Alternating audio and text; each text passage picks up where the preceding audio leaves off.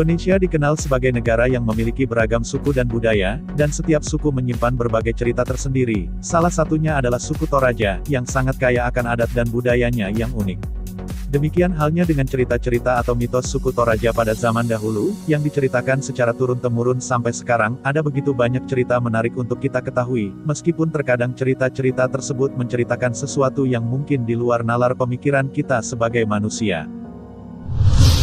Tapi sebelum lanjut menonton video ini, jangan lupa tekan tombol like, subscribe dan aktifkan lonceng notifikasimu, supaya tidak ketinggalan info menarik lainnya.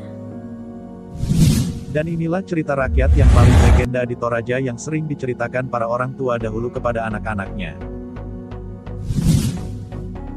Landorundun. Landorundun adalah seorang putri bangsawan Toraja yang tinggal di daerah Gunung Sesean, 2100 mdpl.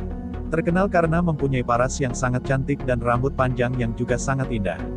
Pada waktu kelahiran Landorundun, terjadi keanehan yang mungkin berada di luar nalar. Saat itu ketika ibu Landorundun melahirkan, yang keluar bukanlah sosok seorang bayi, namun menyerupai batang pakis yang dililiti oleh rambut panjang dan tebal.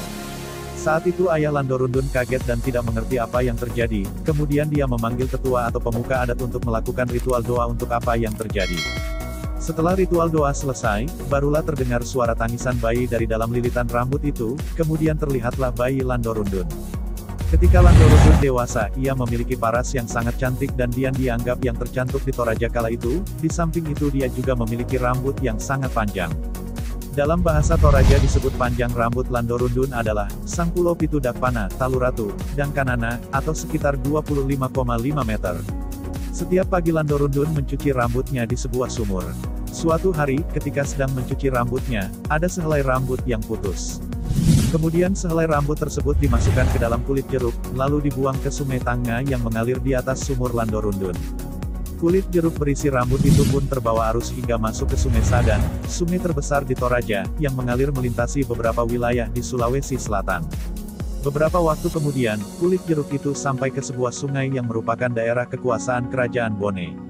Saat itu putra mahkota Kerajaan Bone yang bernama Datu Bendurana sedang mandi di sungai bersama beberapa pengawalnya, kemudian mereka melihat sebuah keanehan di dalam sungai di sekitar kulit jeruk tersebut, di mana terjadi pusaran air. Singkat cerita, Bendurana mengambil rambut itu dan pergi mencari pemiliknya. Perahu Bendurana kandas di Malango. Setelah Bendurana menemukan Landorundun, dia pun menikahinya. Di balik keindahan alamnya yang indah dan mempesona serta memiliki kultur budaya yang unik, ternyata Toraja juga menyimpan kisah cinta romantis namun berakhir tragis. Sebuah kisah cinta sehidup semati dua sejoli di mabuk asmara yang terjadi sejak zaman kuno, jauh sebelum Romeo Juliet difilmkan, dan telah mengakar dan akan selalu dikenang dalam masyarakat adat tanah Toraja. Kisah cinta antara Lebona dan kekasihnya Masudila Lompairengan yang berakhir sangat tragis. Diceritakan bahwa sebuah desa di Toraja yang bernama Desa Buah, hiduplah seorang wanita cantik nan rupawan bernama Lebona.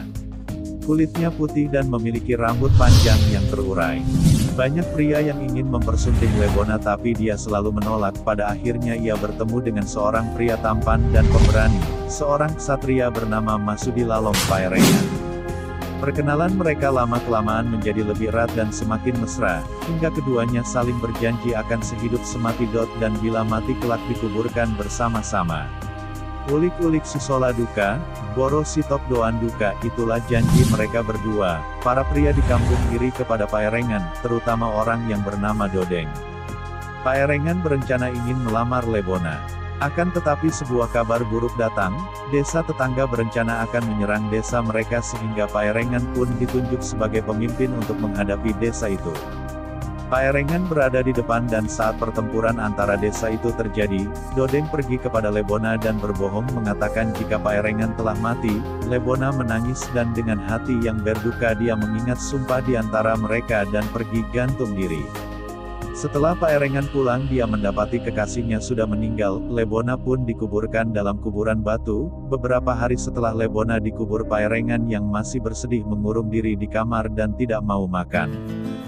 Suatu hari Dodeng pergi mengambil tuak dan dia mendengar suara Lebona yang menangis menyebut nama Paerengan dan sumpah yang pernah mereka ucapkan. Dodeng pulang dan memberitahukan hal itu kepada Paerengan. Paerengan teringat dengan sumpah mereka dan naik ke atas atap tertinggi rumah tongkonan dan menjatuhkan dirinya ke bawah. Setelah Paerengan meninggal, jasadnya dikuburkan di liang batu yang berbeda dengan kuburan Lebona, tetapi ulat-ulat dari jasad Paerengan selalu pergi ke kuburan Lebona. Hal itu membuat masyarakat menjadi resah, para tetua adat berkumpul dan mereka bersepakat untuk menguburkan Paerengan di kuburan batu bersama Lebona. Itulah cerita mengenai Lando Rundun, Lebona dan Paerengan, cerita zaman dahulu yang hidup di kalangan masyarakat Toraja dan diwariskan secara turun-temurun. Dalam perkembangannya, cerita rakyat tidak hanya diwariskan dengan lisan, namun sudah banyak cerita rakyat yang dicetak berupa buku maupun media online. Ditinjau dari isi, cerita rakyat dapat digunakan sebagai media pembelajaran budi pekerti luhur, menyampaikan kembali cerita rakyat pada anak-anak di zaman now, dimaksudkan agar setelah mendengar atau membaca cerita-cerita rakyat, anak-anak dapat membedakan antara sifat yang baik dan yang buruk. Terima kasih telah menonton video ini, jangan lupa like, comment, share, dan subscribe-nya.